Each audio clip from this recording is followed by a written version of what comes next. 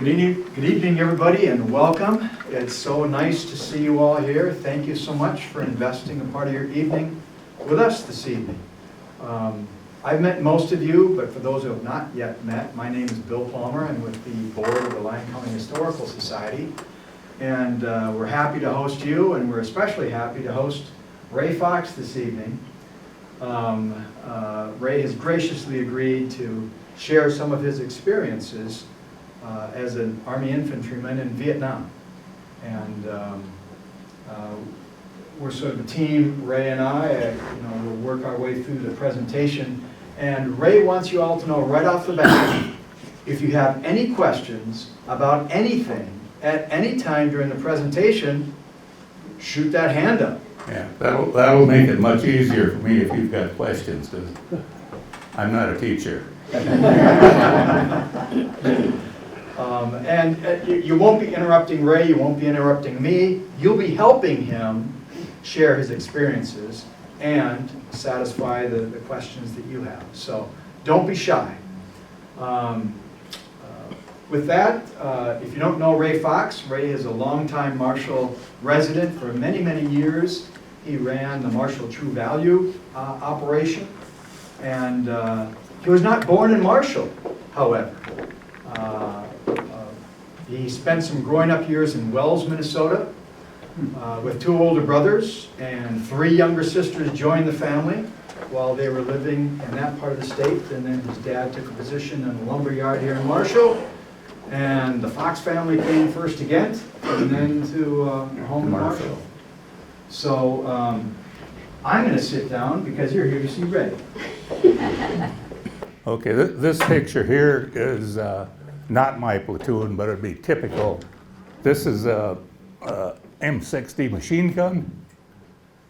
He's carrying about 100 rounds of ammunition. Normally in my platoon, he would have 200 rounds. And then behind him would be the assistant gunner. He would carry a spare barrel, and he would be carrying 200 rounds. And then some of these guys, you can't tell, but they would be carrying 100 rounds each. And we would normally carry 2,000 to 2,500 rounds for this gun. That's when I was young. That was when I was younger. Haven't changed a bit. No. So for those who might not be familiar, what is CCHS, right? Central Catholic High School. It's closed now. This Holy Redeemer is still there. I was drafted in October of 1967. I went into the service in January 24th of 1968. I took basic training in Fort Campbell, Kentucky. From there I went to Fort Polk, Louisiana to do what's called advanced individual training to be in the infantry. I'm sorry, Ray, could you tell us a little bit, what was barracks life like at Fort Campbell in a typical training day? We lived in a two-story barrack, and there's bunk beds, first floor, second floor, and I can't remember if I slept on the top or bottom, doesn't make any difference, but there was, probably 60 people in the bottom floor, 60 people in the top floor, and what time did the training day start? Training started, we probably got up around 4:30 in the morning, and then we would go out for a hike, calisthenics, whatever, and then around 6 o'clock we'd come in and have eggs usually. Yes? Okay, when you were in the barracks, did you have to keep the windows open for, we had a scare of meningitis, so they had to keep the windows open at night. Not that I'm aware of. We had one man for the bottom floor, one man for the top floor to watch for fires. Yeah, fire, yeah, okay. That's about all I remember of that. And then, I remember in the barracks, that's where I met some guys from either Kentucky or North Carolina, someplace. They didn't know how to read or write. Yeah. And somebody would write a letter for them and read the letter when they got it back. So that was an eye-opener for me. I had that when I was at Fort Campbell in the winter of '69. and the guy that was in the bunk before me couldn't read or write. But when he wanted to write his wife, or when he got a letter from her, he asked me to read it to him or write for him, and that was one of the toughest things I've ever had to do in my life. Okay. You know, was to, when he would tell me, you know, and I'm like, ah, God. Yeah. It wasn't just natural, man. These are some pictures that Bill got someplace. This is Fort Polk, kind of the barracks we stayed in. And here we're walking around marching. And this looks like a manufactured. This isn't from Vietnam. That would be something that they built at Fort Polk to get us used to. This house here would be probably twice the size of the houses that we ran into. They're built out of that straw and that. Ray, you told me a story right before you were on the bus. Oh, okay. When we're going to Fort Polk on a bus from Fort Campbell to Fort Polk, and a few blocks before Fort Polk, the sergeant stopped the bus at a liquor store and said, anybody that's 21 can go in there and buy what they want. Well, quite a few guys are 21, so they went and bought beer or whiskey or whatever. Then we got to Fort Polk, got off the bus, and the sergeant says, there's no liquor allowed at Fort Polk. Leave everything right here.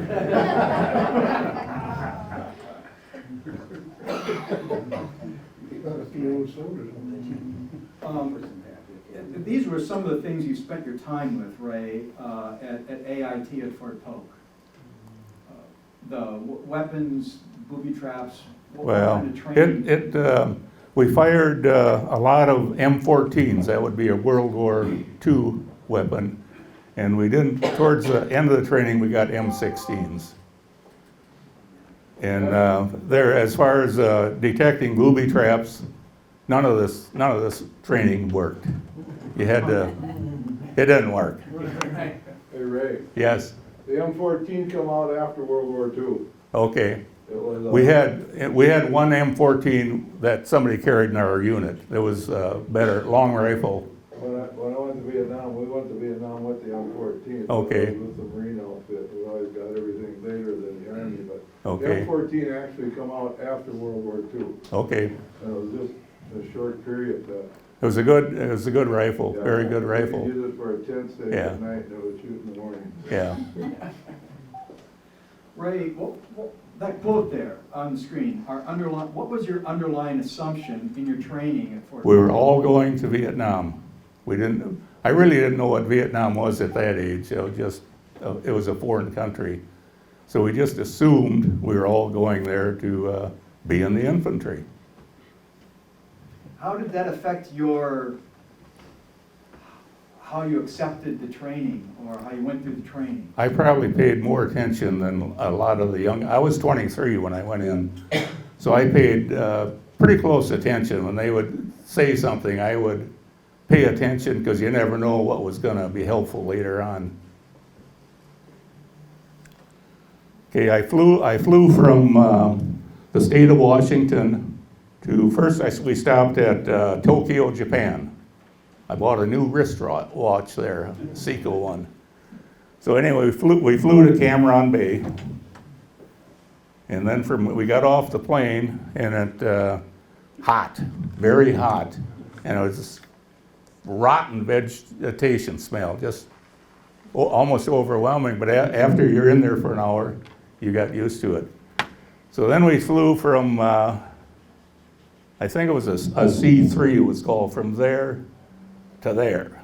And a group of us got on the plane and they had jump seats on the side. So we sat there and the lieutenant came in and says, nah, everybody get in the center in rows. And they threw a strap across us and they said, grab on and hold it. So, okay. So anyway, we flew from there to here. And then from here, I took off my Class A's and they gave me a jungle type uniform. And they gave me a locker to put my Class A's in. And then we spent, I don't know, I'm going to say about 10 days getting acclimated to the thing. And the one I remember is I went on what I call Barney Fife duty. They gave me an M14 and gave me one bullet, and I had to put it in my shirt pocket. And then we had to walk up and back by a garage. Me on one side, another guy on the other side. We do that all night long. And then if we saw anybody, we had to say, halt, who goes there, 3 times. Then you could put the bullet in. So it was just kind of a joke, but we got used to it. And then from there, I went from, well, this would be a typical, I went to a hill like that had a bunch of guns like this. I guess this is from the hill I went to was Hill 54. Where Are You? If you remember that TV program. Anyway, on that was a big hill. They had these guns. They had 8-inch guns. They had mortars there. And then they had bunkers around the whole hill. And I got assigned to A Company, 2nd Platoon.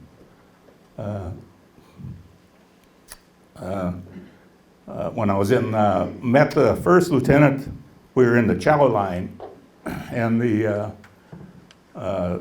platoon sergeant came up, and the lieutenant says, if you ever do that again, I'll kill you. I said, oh, okay. I found out later that they were on an ambush, and the lieutenant got separated, and the sergeant left him. That's a no-no. And Ray, these 2 men were your superiors Yes, now? yes. In your new unit? But Could you explain to the attendees in general, what was the mission of a fire base, like what you were on in Hill 54? mainly, all these guys are supposed to be in support of me, the infantry guys that are out in the field. We called in, a lot of rounds of artillery and a lot of rounds of mortars. And they were very accurate. They were good. We could call in with hit stuff within 5 meters. So.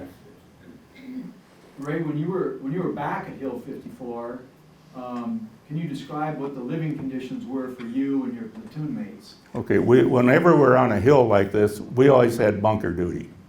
We weren't there too long. Normally we'd be there 1 or 2 nights, and then it was back to the field, back and search and destroy missions. I didn't like to sleep in the bunker. I was always afraid of somebody throwing a grenade in there. So if it wasn't raining, I was on top of the bunker. And I always had a whole bunch of grenades with me that I would chuck every once in a while if I hear something I didn't like.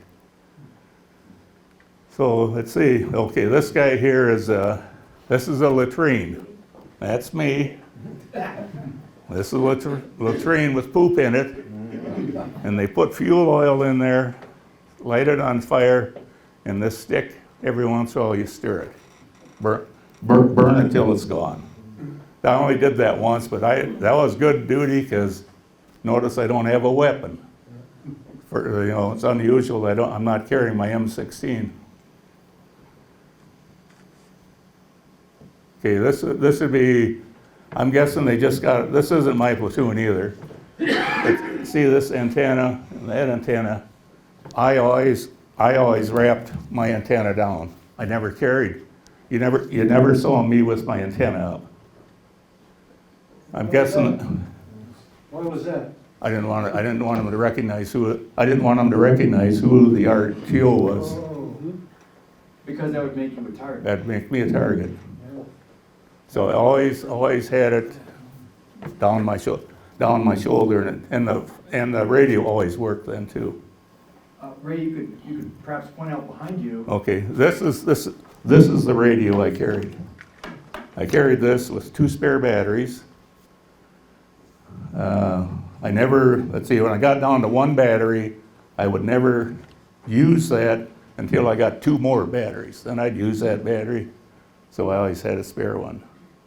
This handset is a little different than the one I had, but it's the same. And then this would be a typical helmet that we wore, a web thing that we wore, and that's called a flak jacket.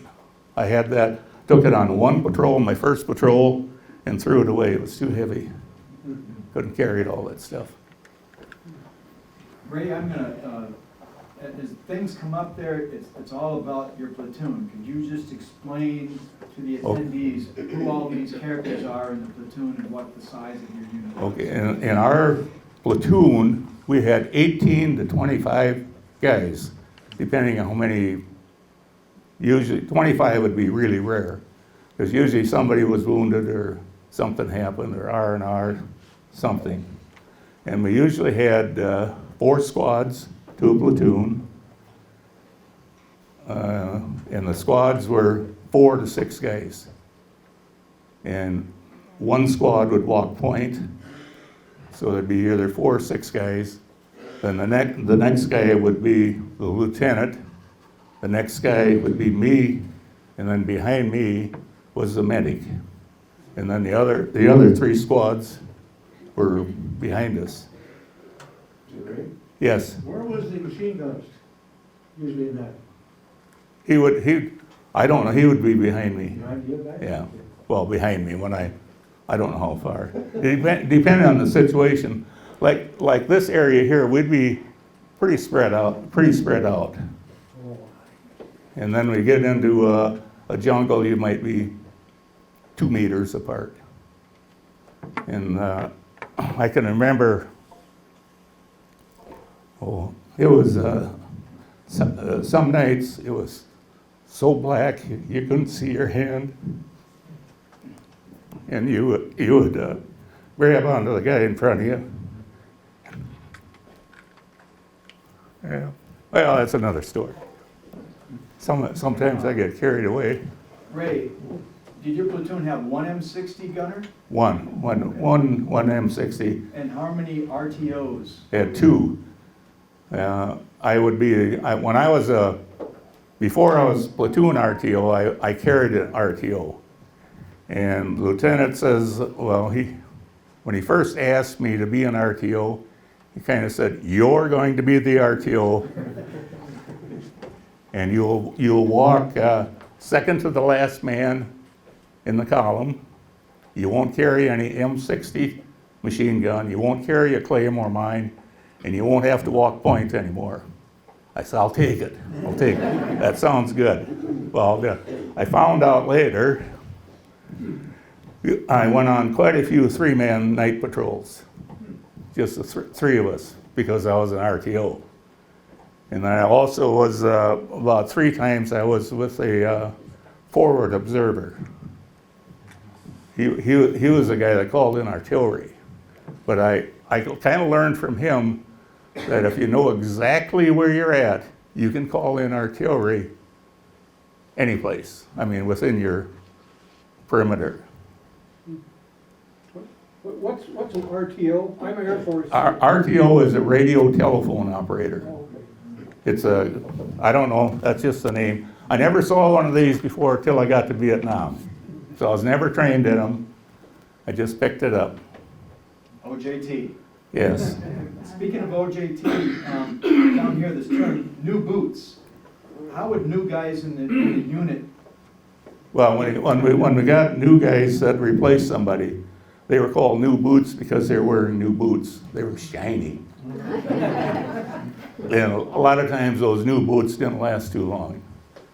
They would, a lot of them got hit right away. Let's see, and this would be, well, I carried 4 of these. These are smoke grenades. I carried 5 of these, not like that. Well, I always had my poncho covered this thing, the radio. I don't know what this looks like. We had a little poncho here. You carry your 3 days of food, your personal items. We figured when we're fully combat loaded, we weighed about 70 pounds. We always said it weighed 90, but it didn't. It weighed probably 70, 65, 70. And you told me that you got instruction on how to carry your dog tags. When you were Oh, on patrol. okay,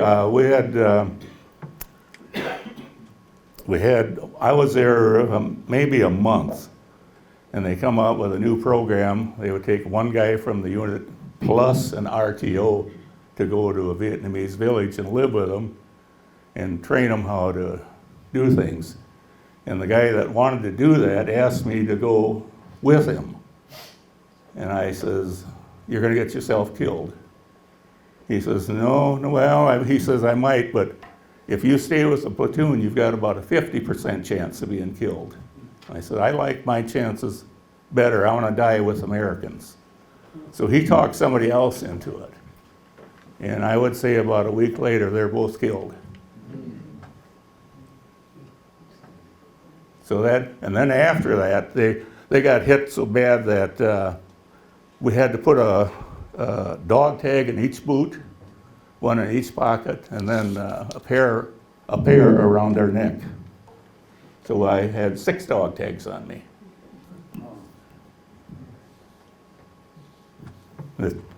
This would be a typical C ration. This all comes in this box here. This is a can opener. I don't know, this is 12 ounces of food. We didn't carry that, that's too heavy. We carried, these are 4 ounces. And then I carried 2 of these peanut butter for emergency food if we ever ran out of food. And I always kind of saved them till we did. And this, the can opener, all the rest of this we throw away. And what's not on here is 4 cigarettes. Every C ration had 4 cigarettes to get you hooked. And at that time I smoked. Not anymore though. Ray, of all the things in that, when you break down a box of C rations, all that stuff is in there. What would you put in your pack to go patrolling? Well, when I went on a 3-man stuff, we didn't carry anything. I carried 2 quarts of water, 7 magazines, and my radio. And that was it. But when we went on a long patrol, we would carry, I don't know, 6 of these, 3 of this one. I always carry 2 of these. I think this is toilet paper, but I don't think. We carry 3 rolls of toilet paper. Toilet paper was about as big as your finger. Good for one job. And then all the rest of this we throw away. And I carried 1 spoon, kept it, I don't know, I could have had the same spoon all year, I don't know. Didn't use any salt, didn't use any sugar. I don't know what this is. And I don't know what this is either. Ray, did they have instant coffee too? You knows it all? You remember? I never drank coffee, so I don't know. There was always instant coffee, but Was there? didn't use it. Okay. Yeah, maybe one of these is instant coffee, I don't know. Ray, what were your favorites? My favorite was pound cake and peaches. Yeah. Loved it, but I didn't get it very often. But every once in a while, I'd get fruit cake in one of these things. How about lima beans and ham? No, no, I didn't. If we had it, I didn't like it. The worst one I had was scrambled eggs in a can. Couldn't stand it. Just absolutely couldn't stand it. Well, that brings me another story. We're on this hill. We were on a mission, and it was a long mission. It was altogether was 55 days in the field. And we're on this top of this mountain that we took, and we ran out of food. And I had 2 of these. So about the 3rd day, I ate one. Next day, I ate one. And I was still really hungry. And finally, we thought, well, wait, we got a little garbage dump that we threw all our stuff we couldn't stand. And I went to the garbage dump and dug up 2 cans of scrambled eggs. Oh, they were good. They were good. Ray, out in the jungle or whatever, Did you ever find anything to eat out there, like vegetation or? I found, we were in the mountains someplace, and there was like 12 banana trees there. And they're big mound of bananas, but they were green. So one of the guys says, my dad was in the Philippines, and he boiled them when they're green, and they're edible then. I said, well, okay. So I took my helmet off, and I boiled them for, I don't know, 3-4 hours. And I peeled them, and they're all full of seeds. There is absolutely no banana in there. And then that night, after I did all that boiling, I was pounding a stake in the ground with my helmet, and the stake went through my helmet. I took the temper out of it. So, but as soon as we got resupplied, I got a new helmet, so that was no big deal, just another lesson learned. Ray, how was it when you were on that hilltop position that you couldn't get resupplied? by Okay, helicopter? yeah, we took the top of this mountain, and it was a beautiful view. You could see for miles. It was the top of you could see miles every place, but all you could see was jungle. You couldn't see anybody down there. So then, I don't know, after we were there a few days, the clouds come in. And we couldn't get resupplied. That's where we ran out of food. You'd hear this whoop, whoop, whoop, the helicopter come up, and you could almost see it, but you couldn't see it because of the clouds covering the top of the mountain. So they try that every day. And finally they did clear, and whoever was in charge decided to just abandon the hill again. So they took us to another little hill as a platoon, dumped us off at this little hill, and we had the company commander made a stand in formation. And he says, okay, everybody strip. Take all your clothes and put them in this pile over here. Okay, we did that and threw some fuel oil on it and burned them. And then he gave us new uniforms. Because after 55 days, we were ragged. We were tough looking. Ray, what was your mission with the radio? I mean, I you would, had a call sign and all that stuff? yeah, we had a call sign. When I first got there, we were Gunfighter 2.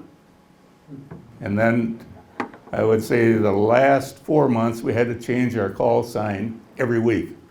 So the enemy wouldn't know who, but they could recognize, I recognized everybody's voice on the radio after a while. So well, we went along with it. Ray, what kind of calls would you use the radio for?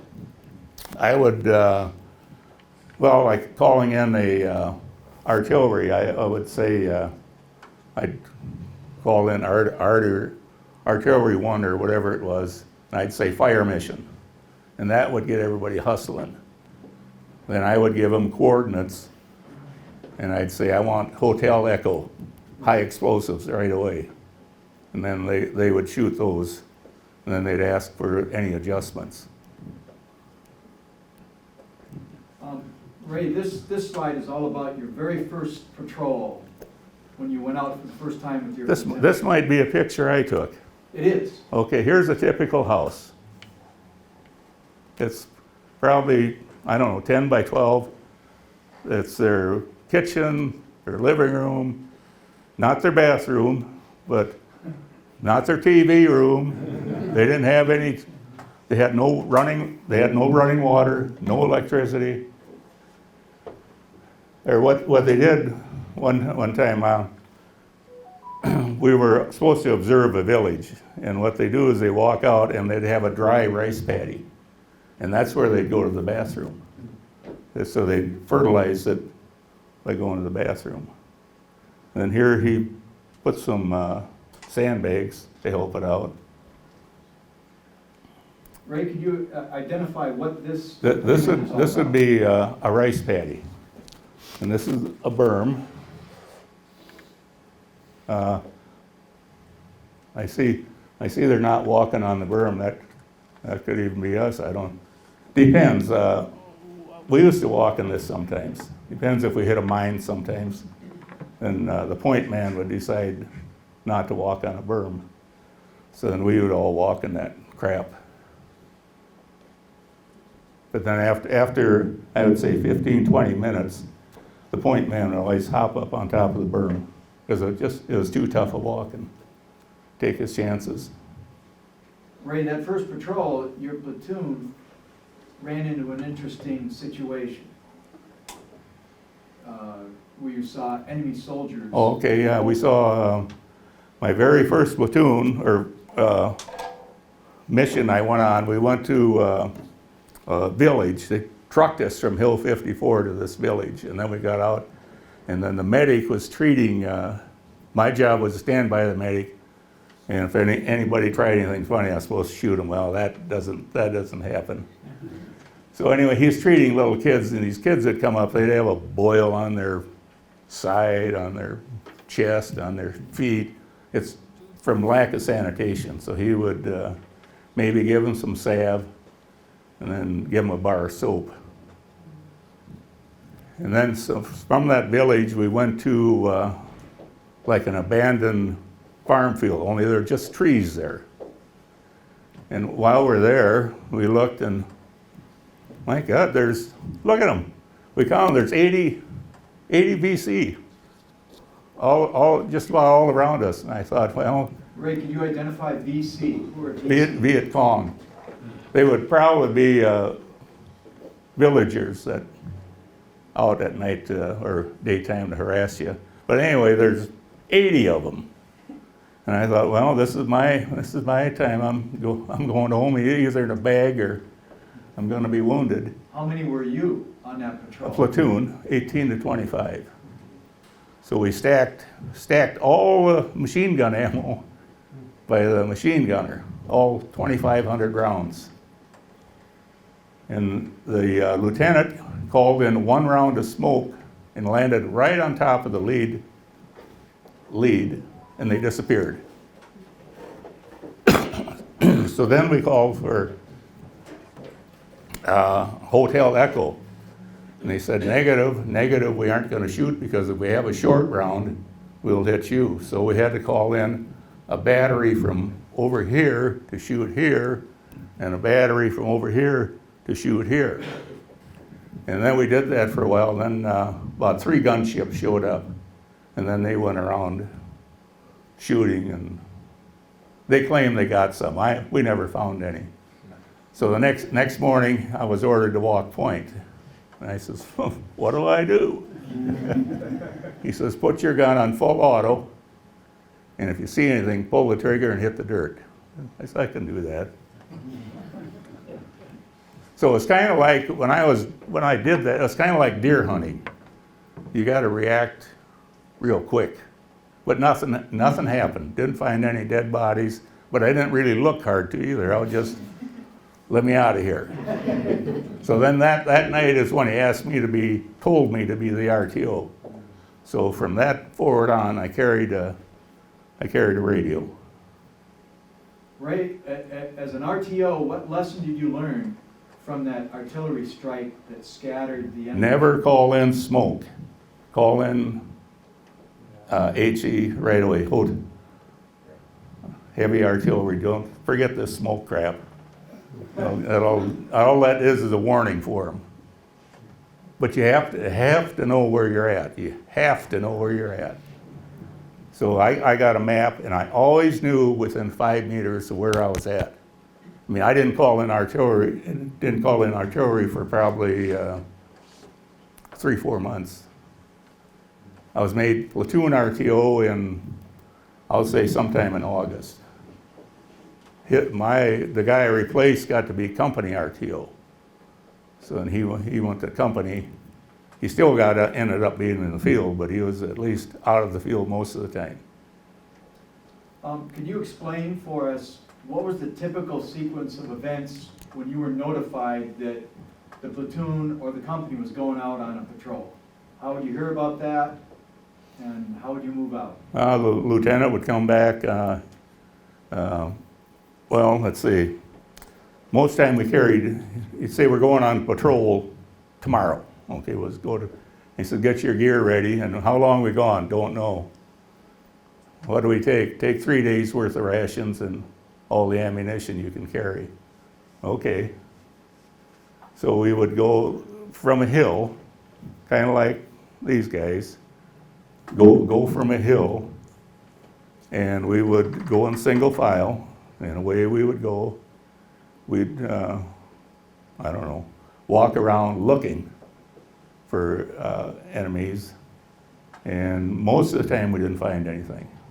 You know, we had, I think maybe when I got to be RTO, I don't know, probably a month, 2 months before we made contact.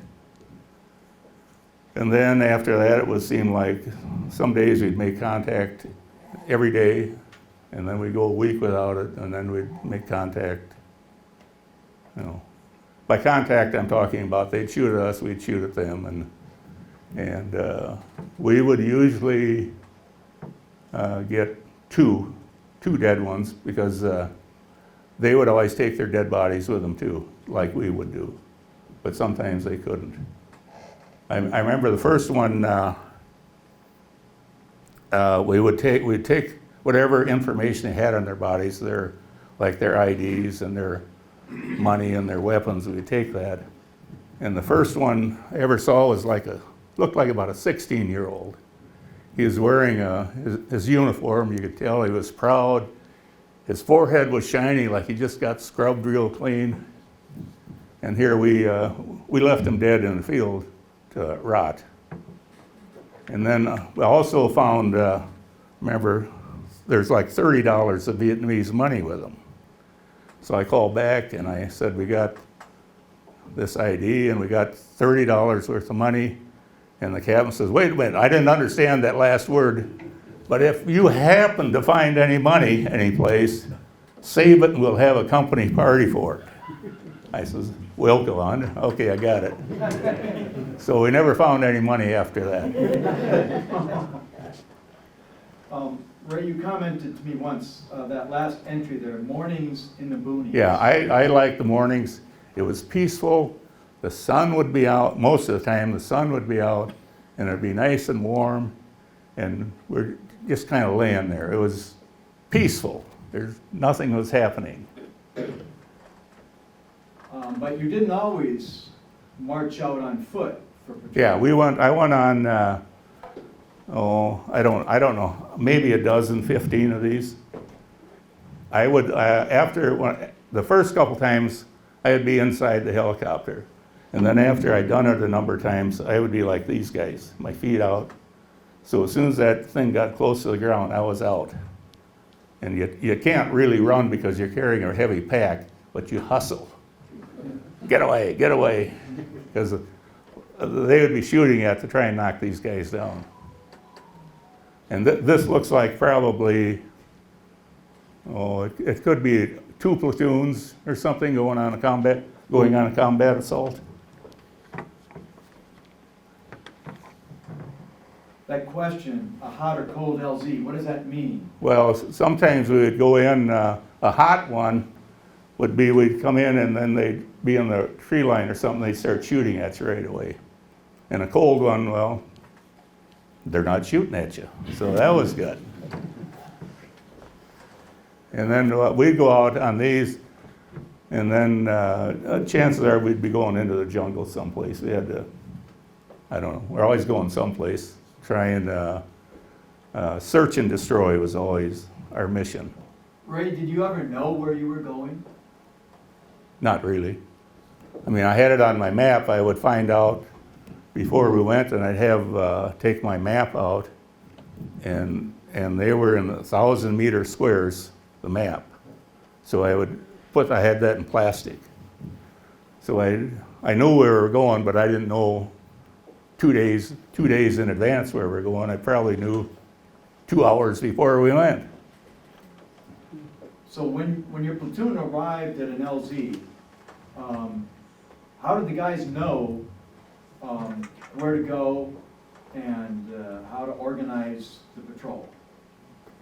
That's a good question.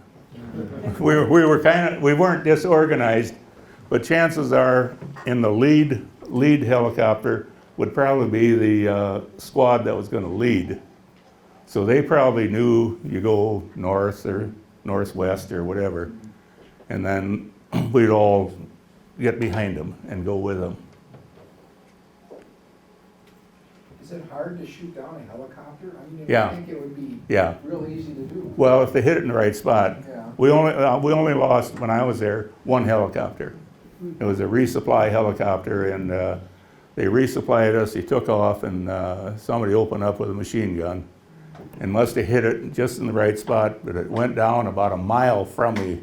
And I'm thinking, oh no, we'll never get there in time to save him. Well, luckily, there was another patrol in that area, so we didn't have to force march. It's very dangerous to go real fast. Leon Mortland is with us. Leon, can you raise your hand? If anyone's interested in knowing what happens when a helicopter has been shot at, Leon's job was with a transportation unit, and they would repair the aircraft that were hauled Okay. out of the field that had been damaged, or that were able to fly, but they only fly back to the repair base. Yeah. There was a big, huge helicopter that would fly out and hook onto it, The crane. the crane, and then take it back, and if it was salvageable, they would do something with it. The crane was bigger than Chinook.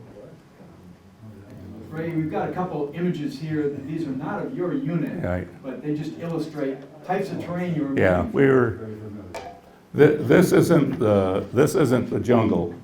The jungle had no vegetation.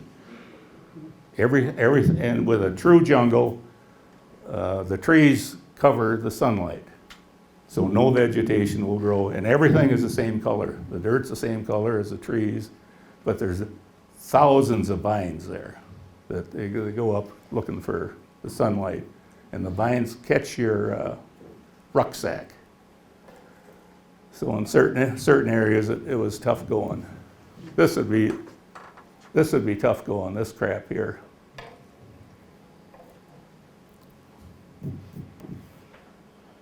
And then we crossed a lot of streams.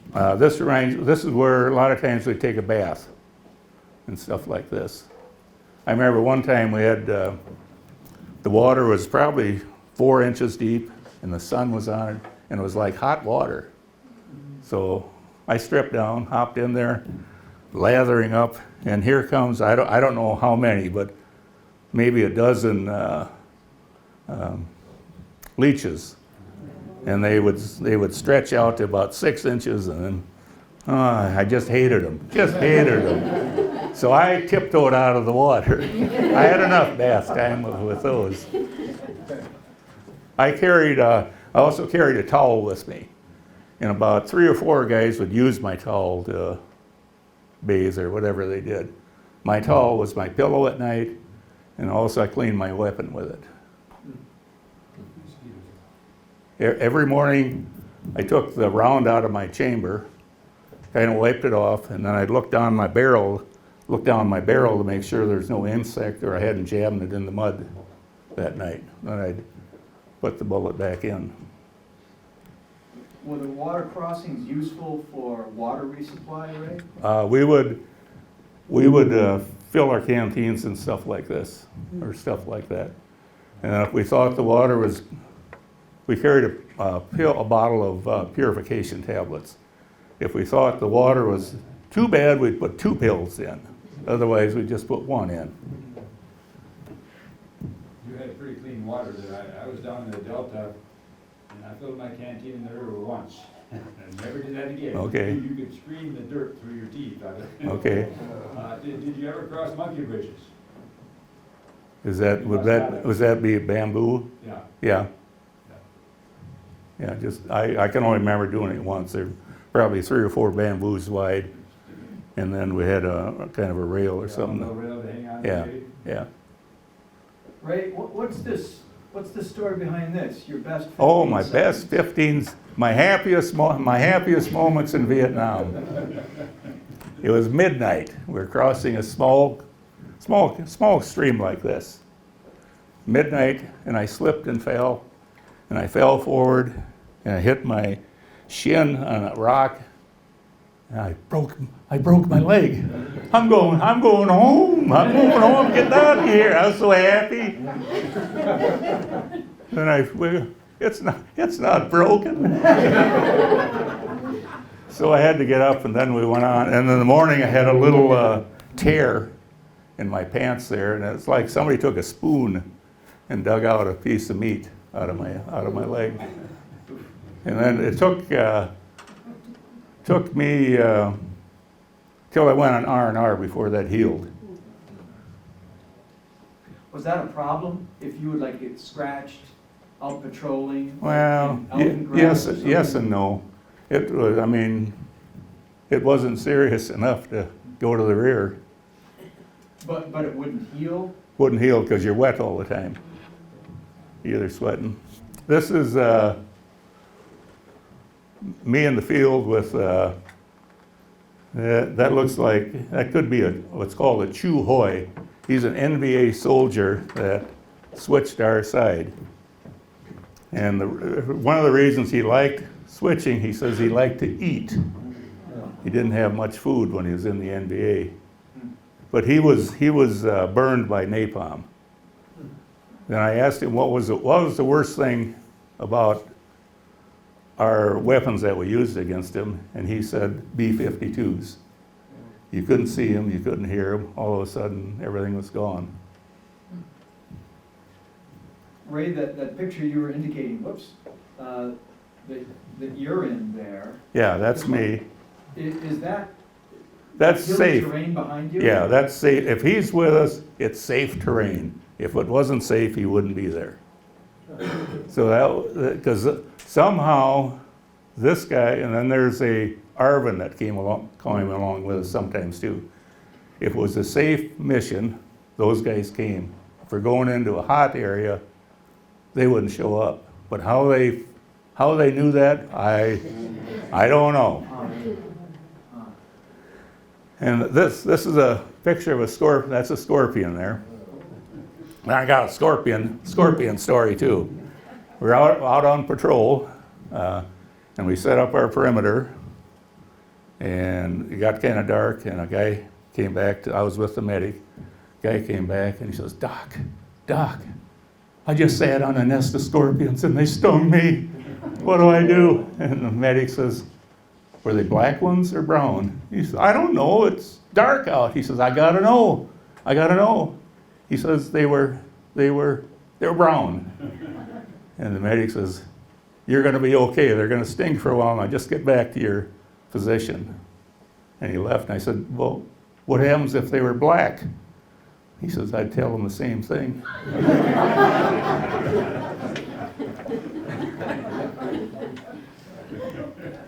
Ray, what other critters did you encounter as a platoon when you were out in the jungle? Well, we'd see some green type snakes. I don't know how many we saw, but if it was during the daytime, we'd shoot them with a shotgun and kill them.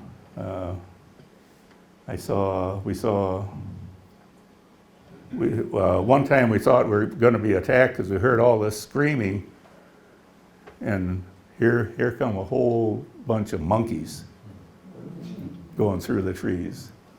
So nothing happened. And then on one patrol, I was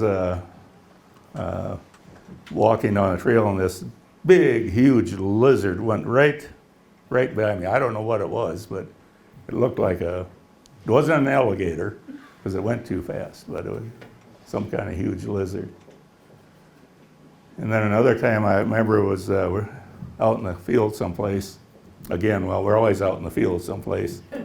This flock of parakeets, must have been 300-400 of them, going in uniform. They're just beautiful. And I think, this is a war zone, but there's still beauty to be seen. Ray, one of the climate issues that you had to wrestle with a lot was during the wet monsoon. There'd be a pontoon season. You have a picture of those little pontoons there? I don't think so. Oh, you had one the other day when you were showing. Oh. Not a pont, but of our tent. Oh, Not there. Yeah, here. we would, a lot of times, this is a poncho that we all carried. And a lot of times we would set up a single man poncho like that if it was fairly dry out. And then we'd crawl under there and sleep there. But a lot of times what we did is we also carried a mattress, air mattress, and which we didn't blow up at night because it squeaks when you turned over. But we just lay the air mattress on the ground, lay that poncho on top, and then what I did is I carried a t-shirt with me, and I would take my shirt off, put my t-shirt on, put my shirt back on, and then we also carried a blanket. And then I'd lay on the mattress and then cover myself with the blanket. And that was mainly to keep the bugs off you. Going back here, Okay, this is me, there we go. typical, he's exhausted. We're always exhausted. When I slept, I always had my rifle on my right side. I always slept on, I thought I slept always on my stomach. I don't know if I did or not, but I always did. And then I always put my glasses on underneath my helmet, so I could always find them. I wore glasses then. And then this, that could be an RTO. Yeah, he's carrying a radio. Why is the gentleman on the right side barefoot there? Well, he's probably, we had one mission one time.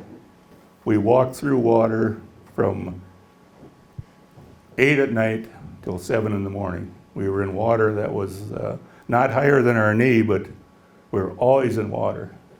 So and about 7 in the morning, when the sun came out, we found a little patch of high ground, and we took turns taking our boots and socks off, bringing our socks off, and letting the sun hit our feet. Oh, that felt good. That really felt good. And then put our wet socks back on, and away we went again. So that's probably what he was doing. It's not raining, so he was probably walking in water. When would you eat when you were patrolling in the field? In the morning, I guess I would have a can of fruit, and it would be between 6 and 8. And then at sometime around, I'm going to say 8 o'clock, we would move. We would walk till noon.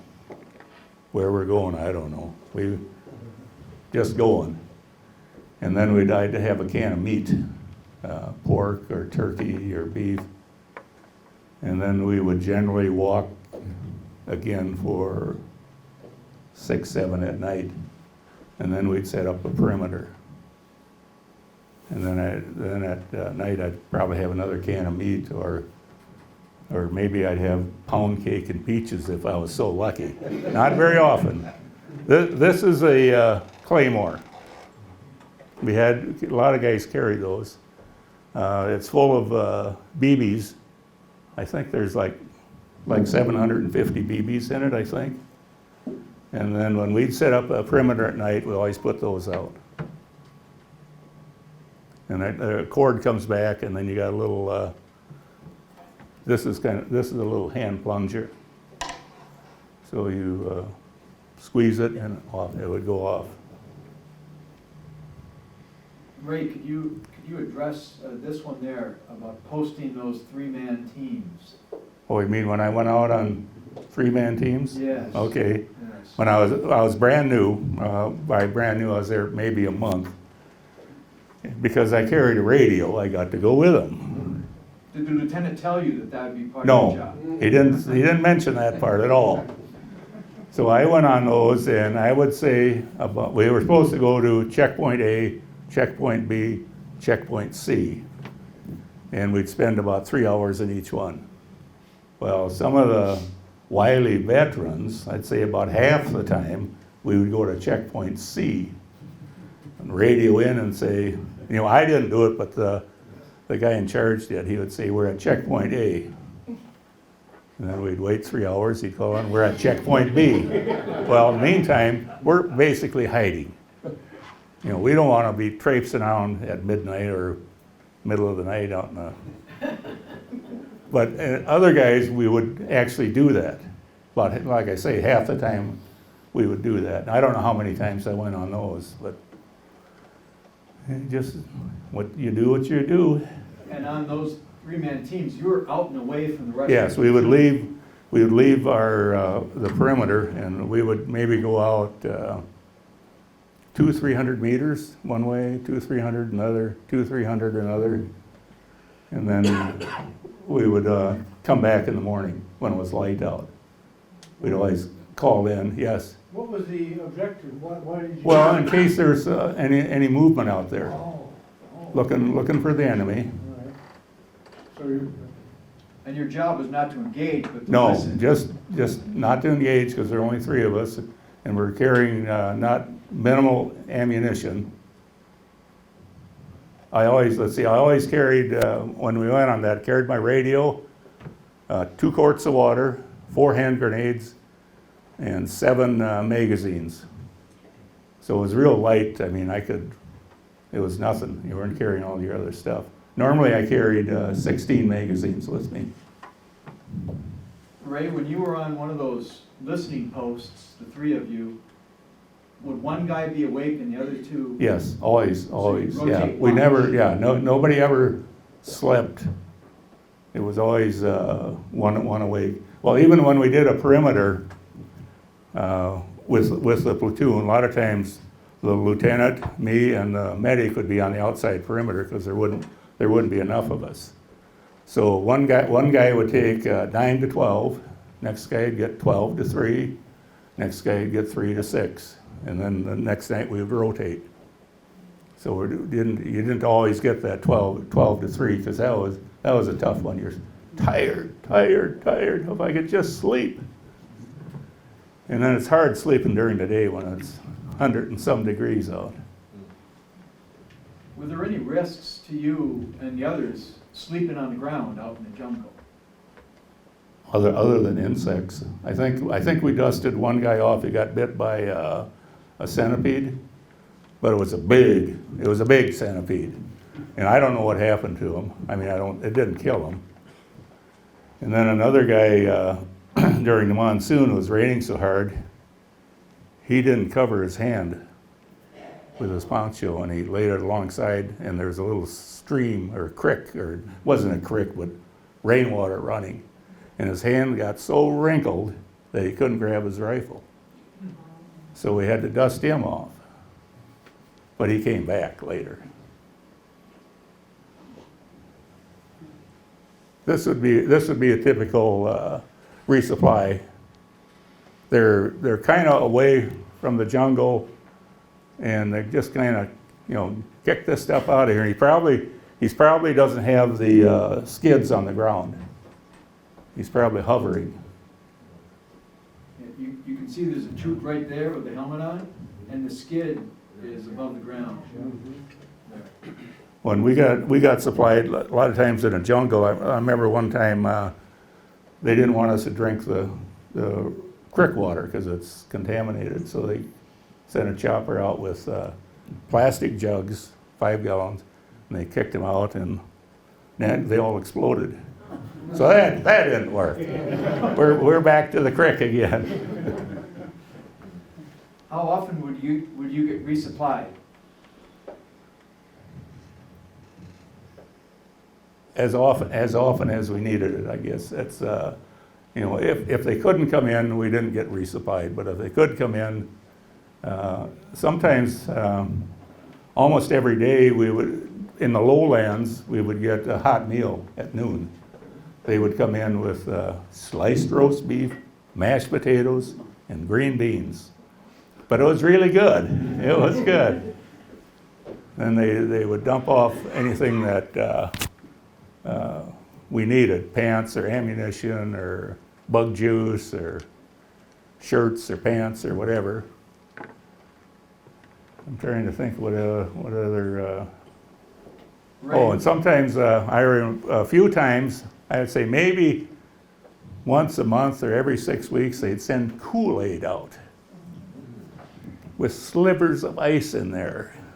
And we'd get our canteen cup and they'd get some Kool-Aid, which they used about half the sugar they should have used. Wasn't very good, but if you got a sliver of ice, oh, that was good. Oh, I can taste it now. Was this one of the things you did as an RTO? Would you call for? I would, anything anybody needed, they would tell me, and then I would call the rear, and then the rear would get it together. The thing I always wanted when we were out there was pop. I wanted a can of pop. And do you think I ever got one? No. No. The company commander sent a case of beer out one time. And I called back and I said, we really appreciate the beer, but I would like a can of pop. He chewed me out. So I did have, out when we were out someplace, traipsing around again, and a Vietnamese had a bottle of strawberry pop. It was in a Pepsi bottle with a Royal Crown cap on it. And I bought it from him. And it was really good. It was good. Ray, I think you've addressed sort of the combat experience, but did you ever encounter booby traps? Yeah, we had our share of booby traps. Let's see, the lieutenant that said, if you ever do this again, I'll kill you. Well, we were walking someplace in a wide trail. It was old trail, wide trail. We shouldn't be on it. And I don't know how, but the lieutenant ordered that sergeant to go up front. And of course, he hit a booby trap. And he came crawling back without his pack and without his weapon. And what the hell? You don't leave your weapon. You hang on. But anyway, he got dusted off and never saw him again. So the lieutenant got even with him, I guess.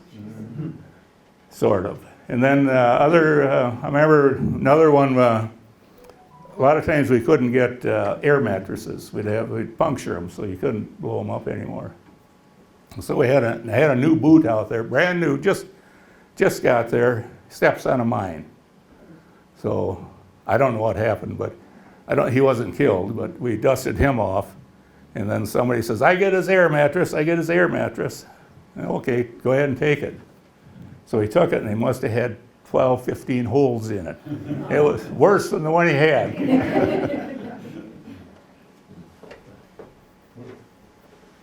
So when you had contact that resulted in casualties, were you the one who called Yeah. for the dust off? I would, or the lieutenant. Most of the time it would be me. Call in. And the way we do that is you'd see the helicopter off in the distance, and I would call the pilot and I'd say, I'm throwing smoke now. And I'd throw smoke out. He says, I see white smoke. I say, affirmative, come on in. And the smoke would say which way the wind was blowing also, so he'd come in that way. And these guys were my heroes. They came in all the time. They never asked anything. They just came in. They about crashed their helicopter every time they'd come in. They'd come in so hard. But we'd throw the guys on and they're gone. So those are supposedly off limits to be shot at? There was no off limits anyplace. No, No. I didn't think so. Yeah. I agree with you completely on the dust off. I was RTO too, and I talked to a lot of dust off pilots, and all they would ever say, okay, we're coming in. Yeah. And that meant an awful lot Yeah. to the guys on the ground. Okay, here's an ARVN. This is an ARVN, Vietnamese Army, and this is a Chu Hoi. So you know with both of them there, it's safe. It's very safe. It's gonna be a quiet patrol. Yeah. And let's see, this is me again. I've got 2 weeks to go. They got a helicopter, sent me out by myself to this little hill. And I got off the chopper and I got a call. They said, I would like you to be brigade RTO now. You re-up for six weeks and we'll send you home. I said, well, I'll think about it. And as this picture was taken, mortars would hit here and then in front of us. And then a little closer, a little farther. And the medic was going nuts. He said, what do we do? I says, he said, what happens if they hit us? I says, we're all dead. Because in that little circle, there's like 500 rounds of mortar ammunition. Well, we don't have a mortar tube. It was a brand new hill they're developing. So I said, oh, give me a map, give me a radio. I didn't have any of that because I was relieved of that duty because I was going home. So I got the map. I said, they're right there. I called in artillery explosives, high explosives right away, and I was 500 meters off. That was the first mistake I ever made.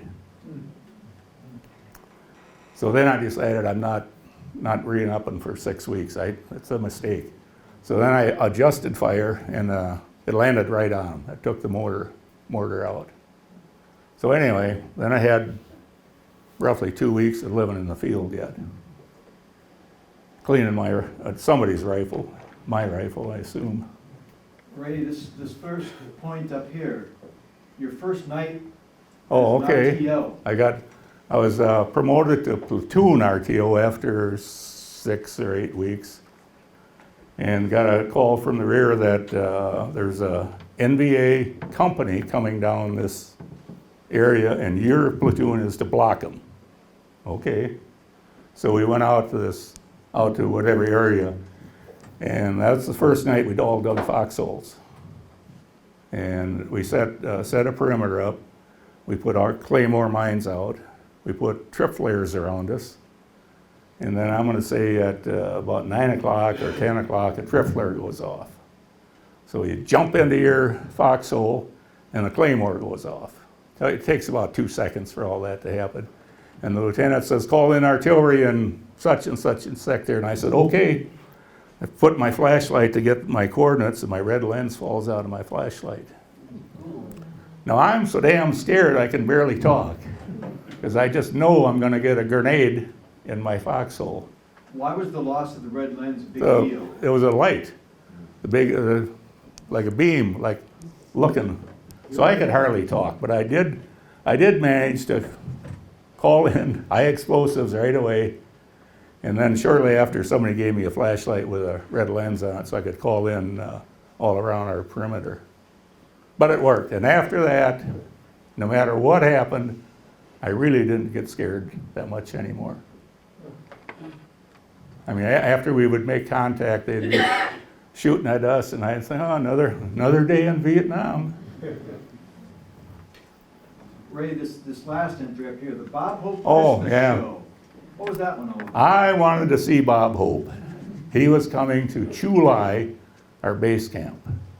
So we're out in the field, and I thought, I will call the company commander and volunteer me to go see Bob Hope so I could tell all the boys about it. So I radio back, talk to the company commander, and of course he chewed me out. You're not going anyplace. You're staying out in the field, and nothing better happen out there. Okay. But that plan didn't work. And then I went to Singapore on my R&R. And I took 3-4 showers a day. I slept in a bed. I ate food I ordered from a restaurant. And then I had to think of a story to tell the boys back in the field what I did. So one night I says, I want a vodka martini delivered to me while I'm in the shower at 8 in the morning. They said, okay, we can do that. So I was in the shower, and they brought me my vodka martini. So it wasn't a female, it was a male. They wouldn't send a female up there. And these would be kids. Okay, this is what I call, this is like R&R, defending this bridge. This is by Anton Bridge. There's a bunker up here and a bunker down here. We had no ladder to get up there. That was, I mean, it was stupid. But that's how it was. And these kids here, we had a pit dug someplace. And if they brought in like a unexploded grenade or mortar round or shell or bullets, they would get paid so much for each thing. Each thing had a value to it. And the idea, the guy that was there, or the two guys that were there, you don't touch any of that stuff. You let the kids throw it in this hole in the ground. Well, a new guy took something and was going to throw it in the pit and exploded, and he was killed. But that was his own fault. Why did you like the Anton Bridge mission? Why did you consider that R&R? Nothing ever happened there. This is the bridge that we're protecting. And then someplace there's a pontoon bridge they built there. They gave up trying to fix that thing because they'd fix it and then they'd blow it up. So they built a pontoon bridge, and then we were there, and really nothing of consequence ever happened there. The only time we ever received fire there was the day I was to ship out to Da Nang to go home. Some NVA soldier, that's me inside the bunker, and that's me. There's NVA soldier from some house, probably, I don't know, 100 meters away, let loose with 2 clips of ammunition, and he was shooting at the top bunker. Well, nobody was up there. So I went outside to see what was going on, and then the radio, the company commander called in and says, "Where is Fox at?" And the guy said, "He's outside seeing what's going on," and he says, "You get him back inside that bunker. We're not going to lose the guy in the last day." So I felt pretty good about that. He was thinking about me. But anyway, nothing happened again. And then I flew to Da Nang and went to this building, and I don't know how many, they had bunk beds with mattresses. And I'm thinking, this is a war zone. How can they have mattresses in a war zone? But I slept on one of them that night. I didn't have any, the clothes I had on me was what I went with. And then the next day I hopped onto I don't know what kind of plane it was TWA or Pan American or somebody. And then we flew back to state of Washington, and then I got a new Class A uniform. The Class A uniform that they put in the locker in Vietnam, they threw all that away because it was moldy and kaput. So I got a new Class A uniform and a new pair of combat boots, and flew home to Minneapolis, St. Paul, and my dad picked me up, and then we spent the night in the cities, and then the next morning we came home. So there I was. At one time I had the handlebar,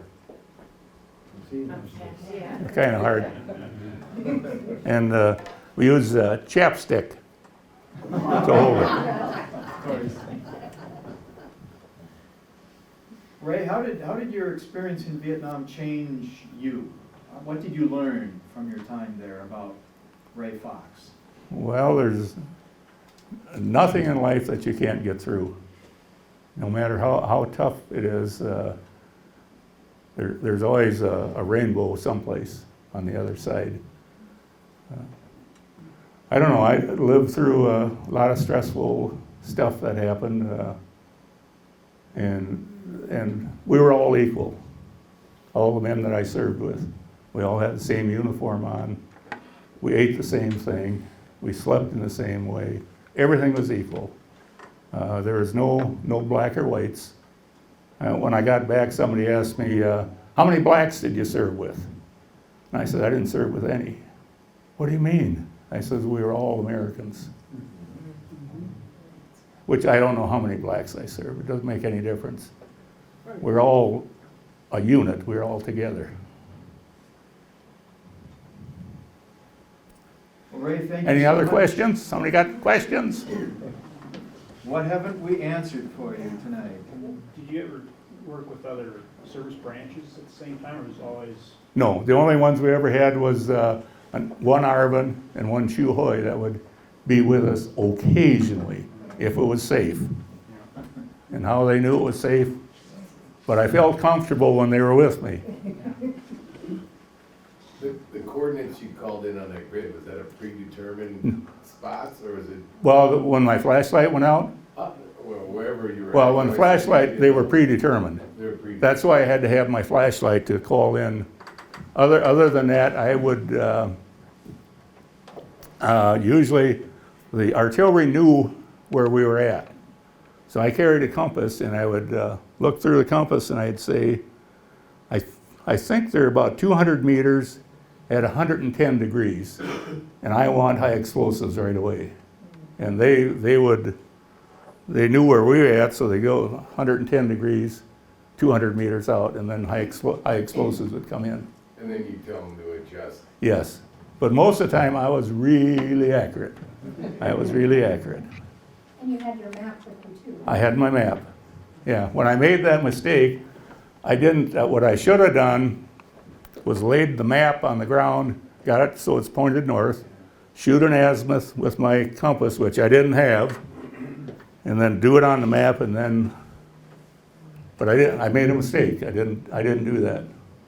How did you were walking all night through the jungle, how'd you know where on that map you were? And sometimes when it was pitch black, we would shuffle for 15, 20 minutes, and then we'd stop, and then we'd get down the ground and huddle and turn a flashlight on and map. I say, I think we're right here. And then I'd call in artillery, 1 round Willie Pete, 200 high, at a certain location. And then we would figure, well, okay, we're about 200 meters. We're pretty close to where we should be. But when it was pitch black, you can't imagine, you can't even see your hand in front of your face. Yes? What's a Willie Pete? Oh, white phosphorus. They're fascinating when they go off. Well, if it touches you, you can't put it out. It'll burn right through you. But that was used for more or less your location? For a location to find out where, make sure where we're at. Yeah, Doug would have called, fired some of that. It's supposed to be used for location, we used it for other things. Yeah. Yes. How did you maintain morale? Because, you know, you're out there in the jungle, running and grunting all the way, but it must have been very demoralizing, but how did you? It wasn't. We were a unit, and we wanted to survive. I used to, when mail would come in, I would take the mail and distribute it. And we had one guy that never, ever got a piece of mail. Never. He didn't get any junk mail. Never got a thing. So I would always pretend that I didn't get any mail. And then I'd sit with him, and I'd say, God, nobody cares about anything we're doing here. And so to make him feel better, made me feel better. But I did get mail. Was he doing the same thing for you? No, he didn't get any mail because I handed the mail out. Did you guys share, like, read your letters? I didn't. Well, I could have. I don't know. I probably did. I don't know. I mean, the letters I sent home, when I first got there, the sergeant says, now, do not tell your folks all the things that you're going to do or all the things that are going to happen to you.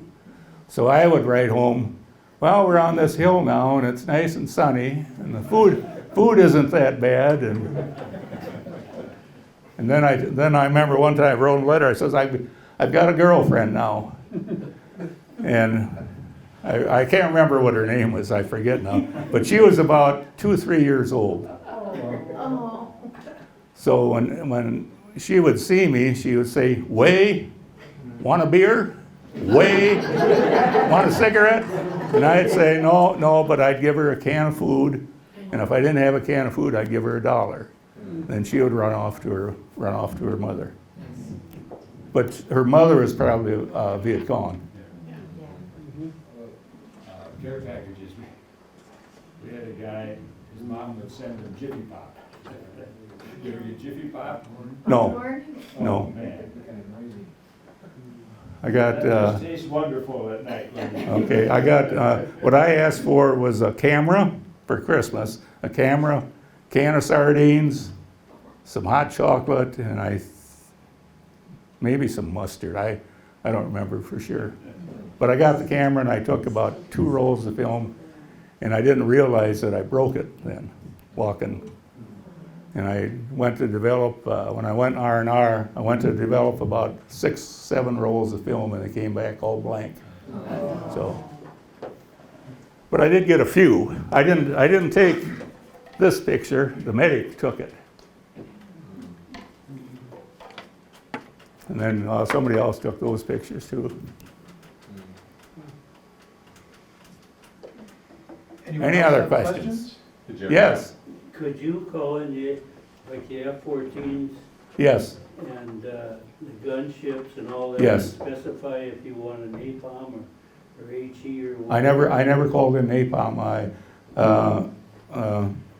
I remember one, we were in a jungle, and we called in, a couple of fighters are coming back for a mission. I think they had some bombs left over. And I put smoke out. We dug foxholes in, put smoke out, and it took a while for the smoke to get through the jungle. And he says, I see yellow smoke, and I said, affirmative, come on in. So he came on in, and what I wanted him to do was to come in this way, because he had a better chance to hit the peak of the mountain. But if it was short, he'd hit us, so he wouldn't come in that way. He came in this way. So he dropped, we said they were 750-pound bombs. I don't know if they were or not. But anyway, he dropped 2, and then the other plane came in and dropped 2. And they missed. They never hit the top of the hill. We still had to root them out by hand. But, and I remember the first run, I says, you got to bring it in a lot closer than that. And negative, negative, I'm on top of you right now. I said, okay. Did you ever have news reporters or media or journalists with I had one reporter was, we're going off Hill 54, which is relatively safe. And he was going to go on at night. We're going to go out at night. And about 10 o'clock, we're getting out there, and he was shaking. He says, I can't do it. I can't do it. I can't go with you. I'm too scared. So that was the only reporter I ever saw. He was from New York, but I don't know what organization he was from. But it was scary if you didn't know what was going on, to go out, to leave at night, to walk. Most of the time it wasn't pitch black. There's a moon, so you could see the trees and pass and that. So it wasn't, after a while, it wasn't that bad. Well, folks, we have got to close it for tonight. Uh-oh, I went overtime. Thank you so much for your attention. Thank you.